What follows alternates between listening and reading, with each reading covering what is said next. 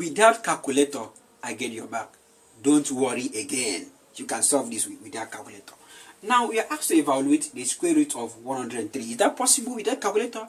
Yes, it is possible. So what you need to do is to bring out a perfect square here, right? A perfect square here is the square root of 100. Of course, the square root of 100 here will be equal to what? Be equal to 10. Right? Now remember that the sum of 100 plus 3 will give you 103. So you are going to have 10 plus 3 divided by the square root of 100, right? Which is 10. So you have 10. Always multiply this by what? By 2. Alright? So we are going to have 10 plus 3 divided by 2 times 10 will give you what? 20. Alright?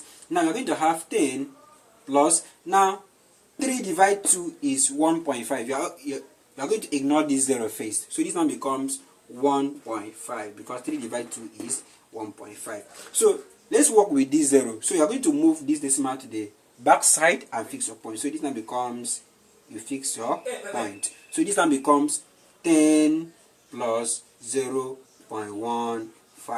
Alright. So if you add this one becomes 10.15. Okay. So this is equivalent to 10.15. The nearest perfect squares of 30, which is 25. So this now becomes the square root of what? 25 is nearest to what? To 30, right? Such that if you add 5 to this, you are getting 30. Of course, the square root of 25 will give you what? Will give you 5. So what you are going to do is to drop that 5.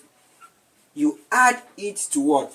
30 minus 25 here is 5, right? So you add it to 5. Always divide this by 2 times of the answer you have gotten from the square root of 25, which is what? Which is 5. Alright, so this now becomes 5 plus 5 divided by 2 times 5 here is 10. Of course, 5 cancels itself, 1 cancel this 2. So this now becomes 5 plus 1 over 2. Oh, sorry. Yes, it's 2. So if you divide 1 over 2, I'm going to have 0.5. So you're going to have 5 plus 0.5. Now this one becomes 5.5. Of course, this is equivalent to 5.5. Share and follow for more. Bye. If you understand what I'm doing, answer this, the square root of 50. Use this method and answer this.